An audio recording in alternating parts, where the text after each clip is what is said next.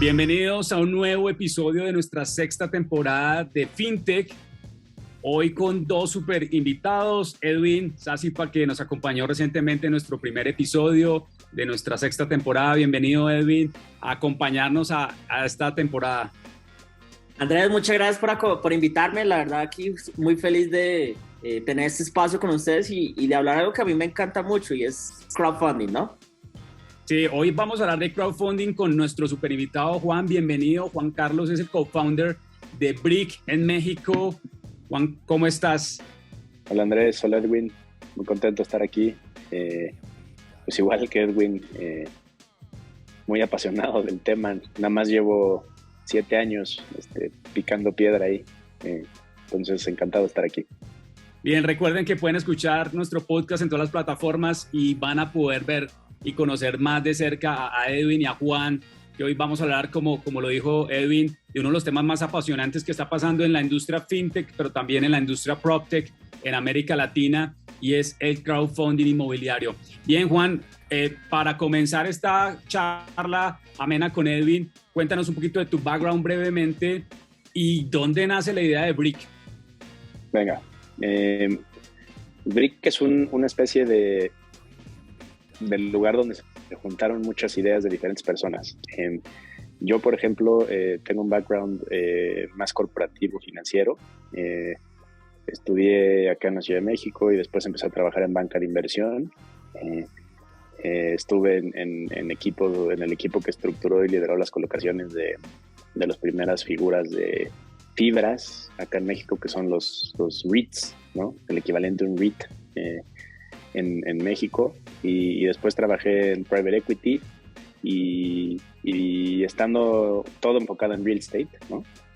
Estando pues ya trabajando en private equity y habiendo tenido esta primera experiencia de democratización que son las fibras. Las fibras básicamente es listar un portafolio de activos en la bolsa, ¿no? Para que mucha gente pueda invertir en ellos. Pues viví muy de cerca el valor que se crea cuando tú le acercas a mucha gente a algo que era difícil de acceder, ¿no? Esa es una parte de la ecuación. La otra parte de la ecuación es Alberto, mi socio, que hoy dirige la empresa.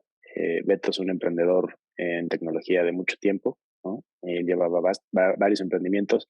Uno de ellos tuvo un éxito, entonces tuvo un poco de recursos, empezó a invertir en terrenos y propiedades y le encantó, pero se le acabaron las fichas rápidas, ¿no? Y dijo, ¿cómo le hago para poder seguir invirtiendo?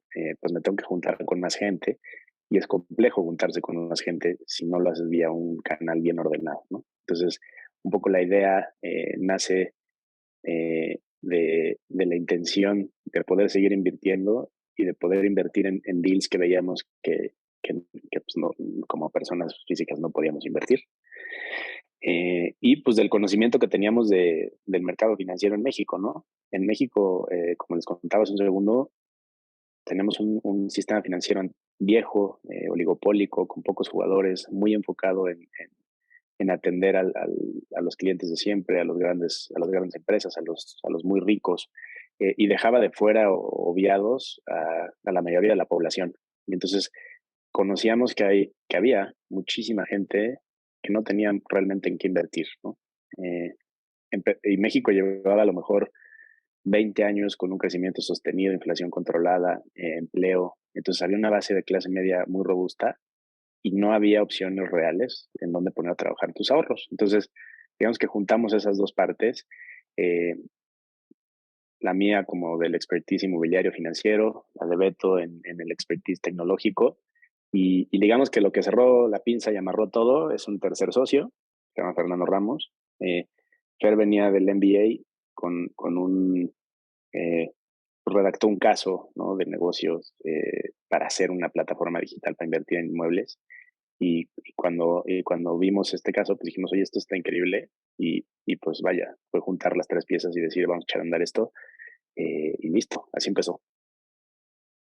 Juan, cuéntanos un poco de una de las puntas de este negocio que es el desarrollador inmobiliario, el que tiene una necesidad de financiación, cómo el ¿Sí? crowdfunding está potenciando su actividad. Claro. Pues mira, es una actividad muy intensiva en capital. Es más, yo te diría que el principal insumo de un desarrollador inmobiliario es el capital. No es el acero, no es el cemento, no son los ladrillos.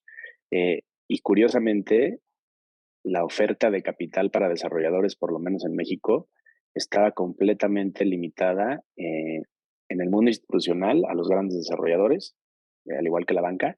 Entonces, cualquier persona que quisiera incursionar o que fuera de un tamaño menor, se reducía a su propio capital, capital de amigos o familiares, y lo que pudiera levantar a lo mejor en una preventa. No sé si la palabra preventa en Colombia es lo mismo que acá, pero bueno, ¿no?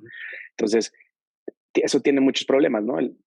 Tu propio capital y el capital de tus amigos y familiares, pues es limitado por definición, ¿no?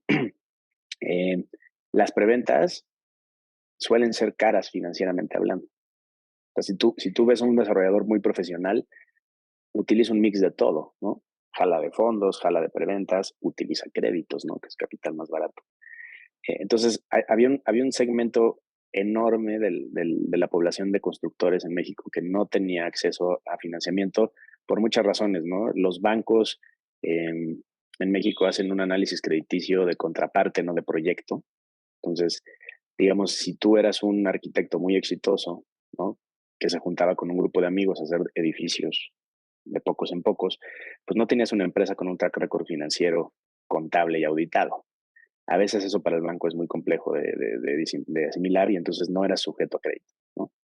Entonces nosotros decidimos iniciar ahí, atendiendo a esos constructores medianos y chicos, que la verdad, por lo menos en la Ciudad de México es donde, pues, o sea, sí hay unos proyectos de gran escala y gigantes, pero mucho del desarrollo que sucede en la ciudad es de mediana o pequeña escala, ¿no? Edificios de 10 pisos, de 5 pisos, departamentos, privaditas de casas. Todos esos eran un poco el universo donde queríamos jugar. Y del otro lado, pues conocíamos bien el mercado de inversionistas y la falta de oportunidades para poner a trabajar sus ahorros en, en este sector, que la verdad es que en la mente de la mayoría de las personas, el asset class inmobiliario es muy resiliente, es un lugar donde quieres poner a resguardar tu patrimonio. Sin embargo, hay barreras de entrada muy obvias, ¿no? Los tamaños de las inversiones, el know-how que tienes que tener para poder invertir, y el network, ¿no? Muchas veces no conoces a los constructores, no te dan confianza, etcétera. Entonces, queríamos resolver ese acceso para atender a este segmento desatendido. Oye, Juan, y ayer estuvimos hablando con Edwin en uno de los podcasts que uno de los retos para las plataformas tecnológicas que manejan recursos de los usuarios es el compliance, todo el proceso que debe hacer una plataforma como ustedes, como Brick, en términos de regulación. ¿Cómo superaron eso? Nos contaste al inicio, detrás de cámaras, a los que nos están viendo en YouTube y nos están escuchando, detrás de cámaras cansamos de hablar con Juan, que fue unos hitos complejos. Cuéntanos un poco ese proceso de compliance de ustedes en México, cómo lo hicieron, si nos lo puedes decir en tres puntos muy que la gente lo pueda entender cómo fue ese proceso de compliance. Claro, pues sin duda, ¿no? Cuando manejas recursos del público en general, se vuelve muy sensible el tema de lavado de dinero y protección de políticas de antilavado de dinero, ¿no? Por todo el tema de, pues, el crimen organizado y el narcotráfico que tenemos acá. La autoridad es especialmente sensible en esos casos, ¿no? Entonces, el negocio que queríamos hacer tenía ese componente. O sea, no había cómo darle la vuelta. Por eso existe hoy, bueno, o existía en ese momento una regulación bancaria, ¿no? Para los bancos que hacían una actividad similar.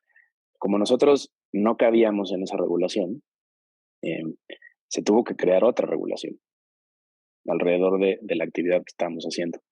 Entonces, la primera parte fue convencer a las autoridades de por qué debía de existir otra regulación o cuál era el beneficio de que existiéramos para el sistema.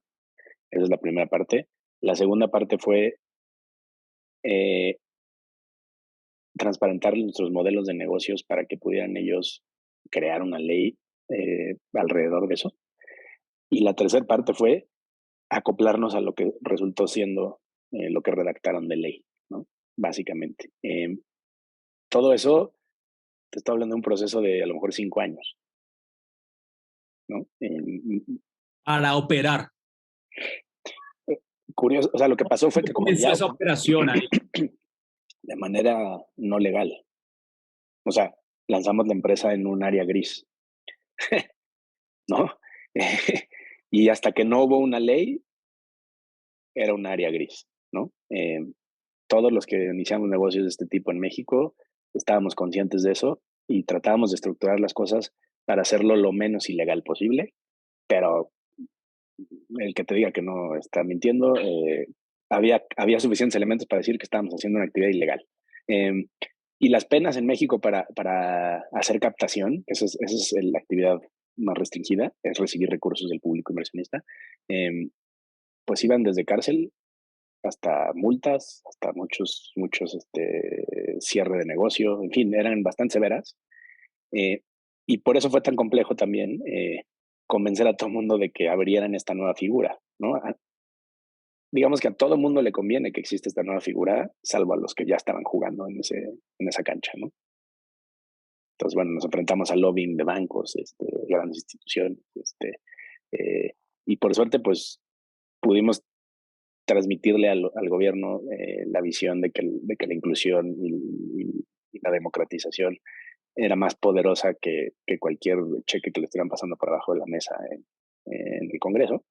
Y se creó algo que yo creo que es muy positivo, que es un marco regulatorio robusto que protege a los inversionistas, ordena a las plataformas y sube la barra en complejidad de operación. Entonces, necesariamente te vuelve una empresa pues más institucional, si quieres.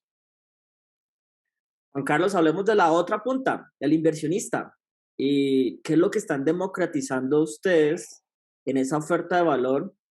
¿O qué es lo diferente frente a otros activos alternativos tradicionales que están en el mercado? Cuéntanos un poquito.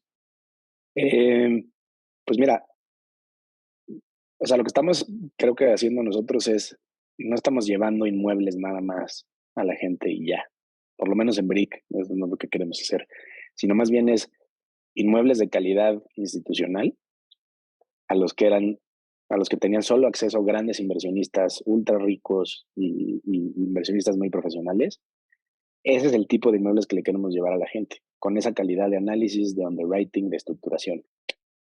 Entonces creemos que ese tipo de activo, que no es lo mismo que comprarse una casa y rentar un departamento, es diferente, es a lo mejor un portafolio de activos, es una plaza completa concebida para rentas y administrada de manera profesional, en fin, ese tipo de activos son ideales para el portafolio personal de cualquier persona.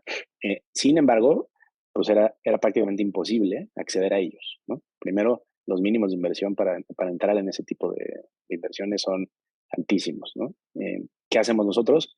Juntamos a mucha gente y con esa gente pues logramos el mínimo de inversión. Entonces quitamos esa barrera de entrada. La segunda barrera de entrada es el know-how. No es tan fácil el análisis de este tipo de oportunidades, o más bien es muy específico y no todo el mundo lo tiene. Nosotros hacemos todo ese análisis, filtramos y le presentamos a la gente el resultado de ese proceso. Entonces, no solo es un acceso con un ticket pequeño, es un acceso con un ticket pequeño a algo previamente analizado de manera seria.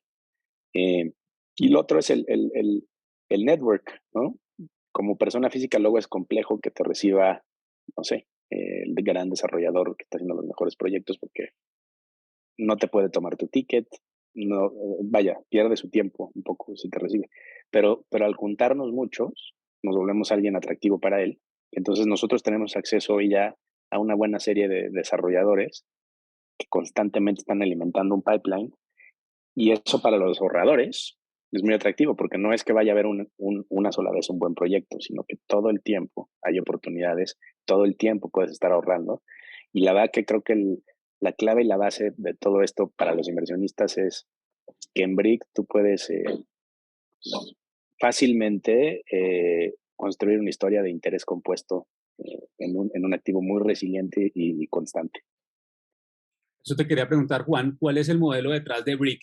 ¿Ustedes están cobrando un porcentaje de la transacción? ¿Están con un porcentaje sobre el proyecto con el desarrollador? ¿Cuál es el modelo de monetización de ustedes? ¿Y cuál es la oportunidad? Ahí yo te quería conectar también con esa pregunta, Juan. ¿Es solamente para el inversionista de a pie, Brick, o están pensando llevarlo a un inversionista sofisticado? Voy por partes. El modelo de negocio de Brick funciona con dos motores principales. Uno es, al desarrollador le cobramos un fee cuando le conseguimos el dinero. Eso es un modelo más parecido a lo que hace un banker, ¿no? Y a los inversionistas les cobramos un fee al éxito cuando las inversiones empiezan a generarle retornos, más como un asset manager. Entonces, así podemos mantener la empresa up and running con los fees iniciales, pero realmente donde le apostamos es al volumen y a tener los inversionistas alineados con nosotros, ¿no? Porque eso es bien importante. Y tu otra pregunta era con respecto a...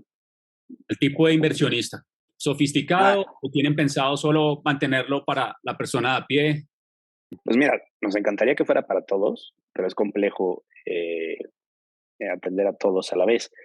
Lo que sí hacemos, que hoy es que tienen la misma calidad de contraparte, de originación y de estructuración, los deals que presentamos en la página, que los tendría, que como si fuéramos a hablarle a un inversionista institucional nada más.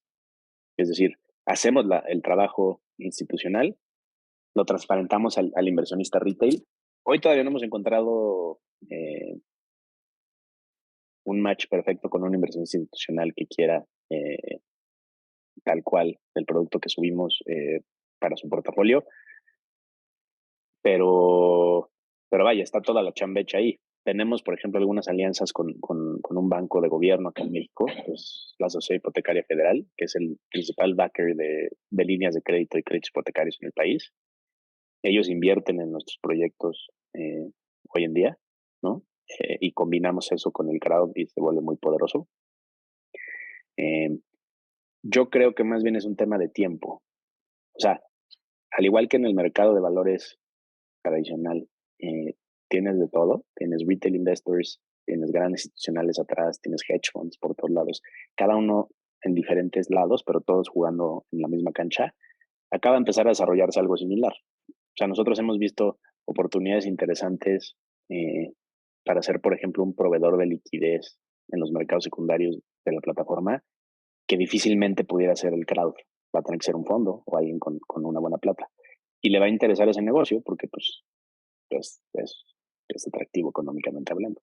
Entonces, se empiezan a desarrollar esos canales y esos players, pero todavía está en pañales la industria.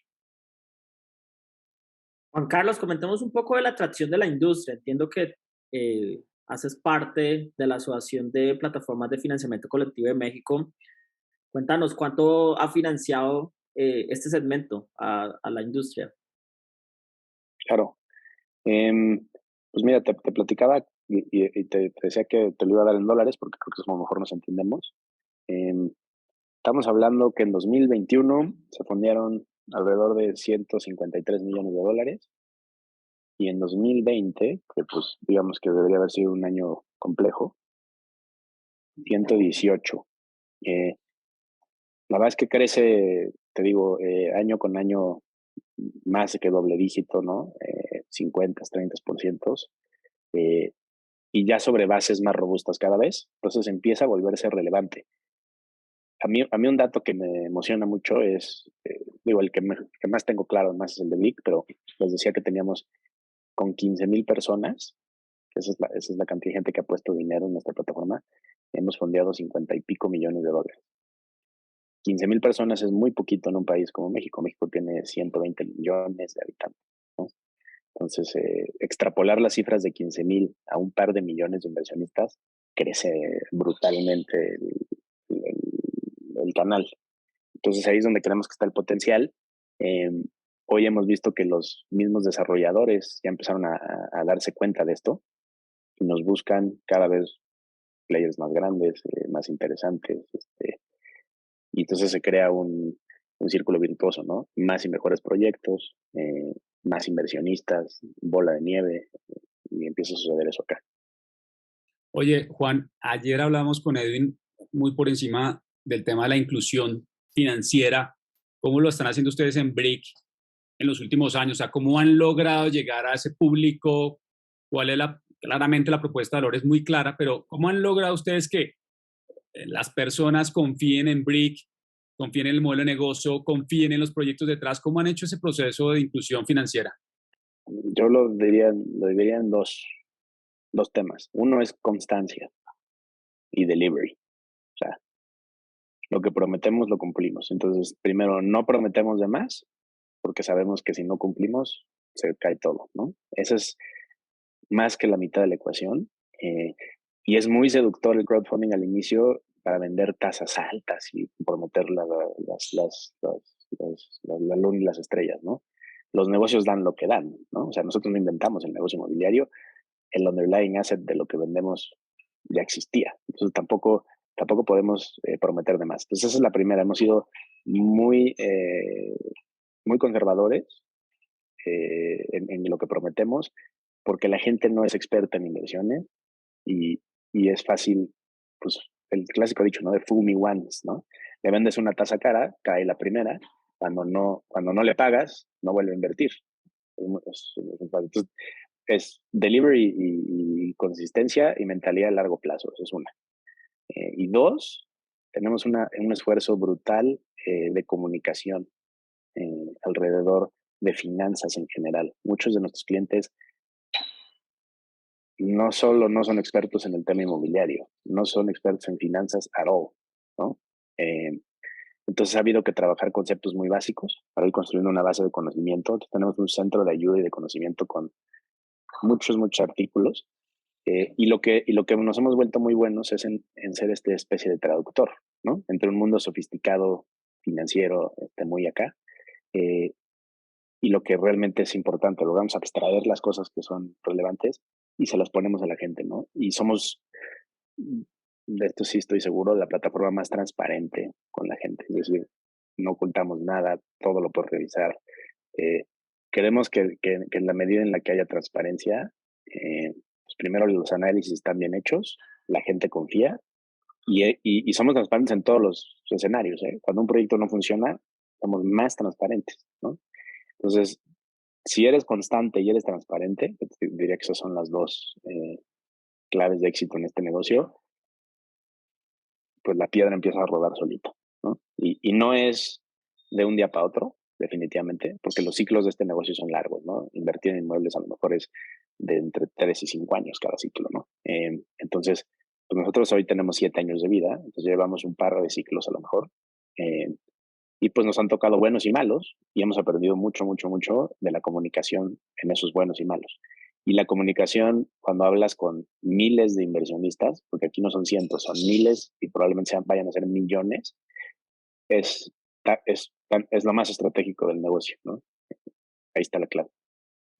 Hoy estamos con Juan Carlos Castro, cofundador de BRIC en México, una de las plataformas de crowdfunding más importantes de América Latina. Creo que esa experiencia de 7 años, Juan, es increíble lo que han hecho ustedes en todo el 360 del negocio desde el punto de vista del compliance, la regulación, la infraestructura, la inclusión digital que han trabajado con los clientes. Y ya para cerrar nuestro podcast, junto con Edwin Sasipa, que nos acompaña hoy en estas conversaciones de nuestra sexta temporada, Juan, ¿hacia dónde estás viendo el negocio? ¿Hacia dónde lo están viendo ustedes el negocio? ¿Qué retos estás viendo? ¿Hacia dónde lo quieren llevar? Hablaste ahorita que ahí están viendo unas oportunidades ahí debajo del mismo modelo de negocio con otros partners, pero ¿cómo lo están visualizando? ¿Cuál es el reto? ¿Cuál es el hito en el que ustedes quieren llegar? ¿Quieren expandirse en Latinoamérica, concentrarse en México? ¿Qué estás viendo ustedes a nivel estratégico de negocio? Eh, a lo mejor déjame otra vez partir en pedazos esto porque es una idea muy amplia. Y a lo mejor en un time frame de lo que estamos viendo hoy, lo que vemos en mediano plazo y lo que vemos en largo plazo, ¿no? Lo que estamos viendo hoy, para nosotros es importante seguir creciendo geográficamente en México. Como saben, es un país monstruoso, ¿no? Es muy grande. Y no estamos ni cerca todavía de haber penetrado completamente muchos de los mercados regionales de cada parte de México. Dos, y es un hito que estamos a punto de lograr es, estamos por lanzar nuestro mercado secundario. ¿Por qué es importante esto? Porque creemos que es una parte fundamental de la propuesta de valor que ponemos sobre la mesa. Nosotros nos vemos como un proveedor de tecnología, tecnológico, financiero y de regulación para que la gente pueda hacer este tipo de operaciones. Y parte del componente financiero de que la gente pueda hacer este tipo de operaciones es la liquidez, ¿no? O sea, nadie como persona física puede invertir a 50 años, ¿no? Eso solo lo hace un fondo de pensiones. Y muchos de estos proyectos son a muy a largo plazo, o sea, sobre todo los mejores proyectos son a largo plazo. Entonces, si hay un liquidity provider en medio, lo podemos ser nosotros, ¿no? Y ese es nuestro mercado secundario. Creemos que ahora sí rompemos con todas las barreras de entrada para el asset class, el ticket, el know-how, el network y la liquidez, ¿no? Pues bueno, eso es corto plazo. Mediano plazo, y en ese orden de ideas, hemos encontrado mucho valor en hacer este mismo tipo de operaciones que platicamos ahorita, pero en el extranjero para inversionistas mexicanos, ¿ok? Entonces hemos hecho deals en Miami y en Texas, donde invertimos junto con family offices muy rimbombantes. Entonces a lo mejor se compra un activo estelar en el downtown de una ciudad principal en Estados Unidos, de la mano de dos family offices y un pequeñito ticket de brick, ¿no? Eso tuvo mucho éxito, ¿no? Para el inversionista de calle, ¿no? Poder tener exposición a una moneda de primer mundo fue un bombazo. Eso es algo que nos gustaría seguir explotando como una alternativa adicional en la plataforma.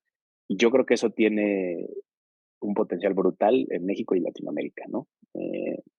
Compartimos esa misma debilidad por querer invertir en esos países, ¿no? De primer mundo. Y yo te diría que más a largo plazo, pues sí vemos una expansión hacia Latinoamérica. No sé bien, porque conociendo cómo fue el proceso de nuestro negocio, cada país es un universo regulatorio diferente. Entonces, asumir que podemos llegar a entender cada uno de esos no me alcanza la vida, ¿no? Pero sí hemos visto que hay emprendimientos en cada uno de los diferentes países de la TAM que están empezando a correr el mismo proceso que estábamos corriendo nosotros hace años.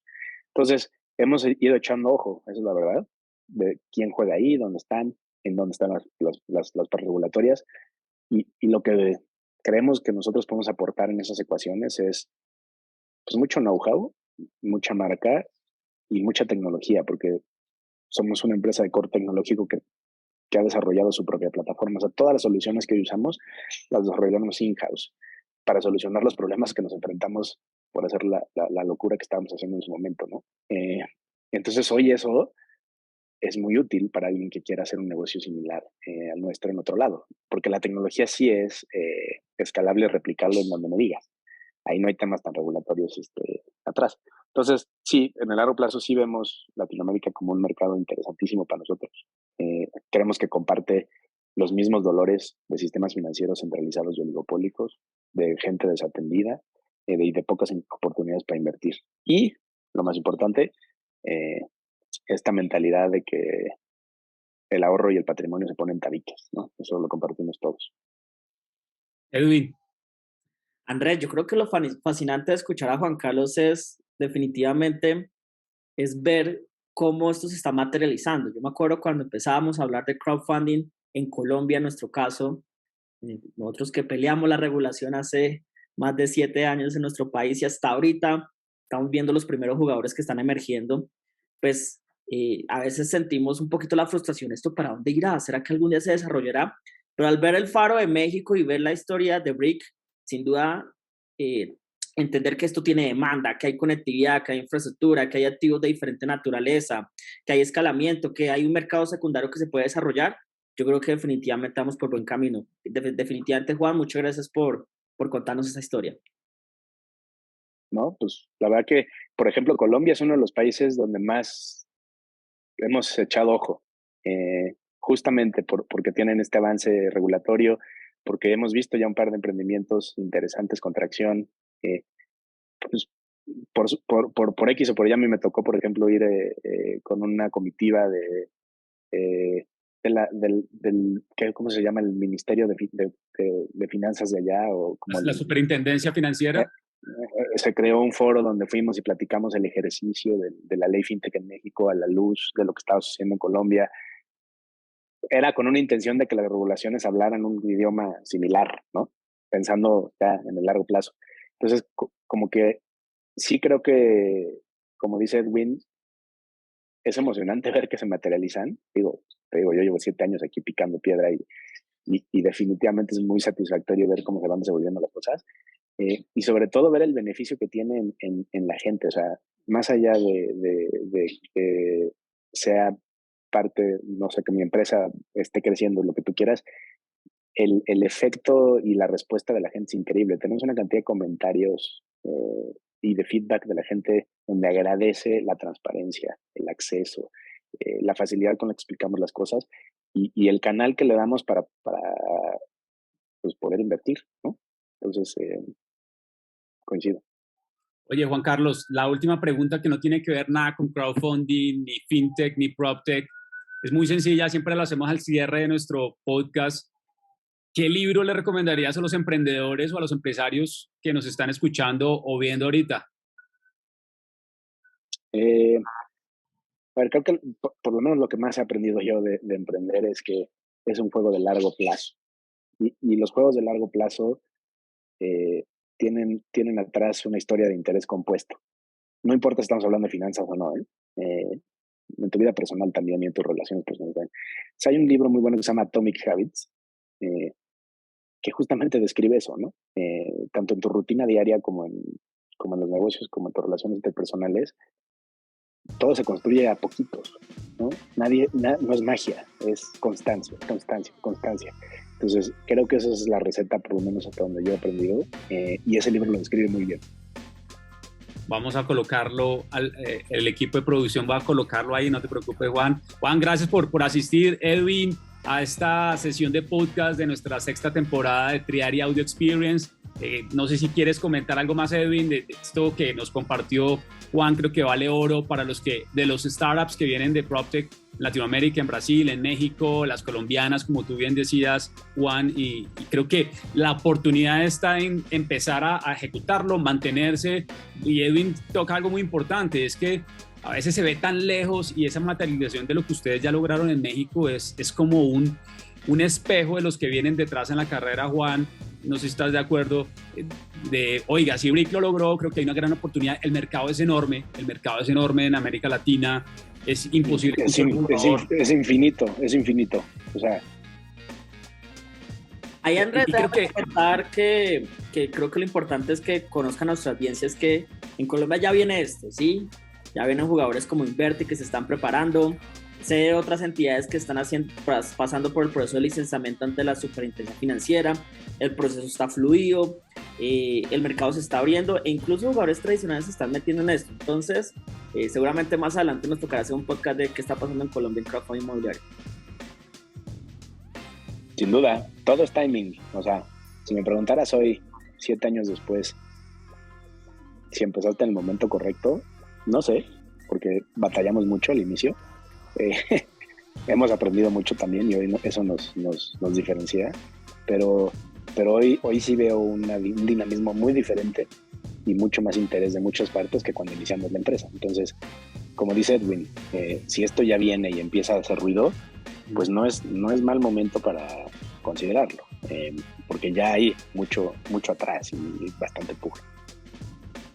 Bueno, Juan, gracias, Edwin, por acompañarnos hoy en nuestro podcast. Esperamos vernos en México, Juan, a que nos comamos unos tacos. Cuando quieran, bienvenidos. Saludos. Edwin, gracias a ti.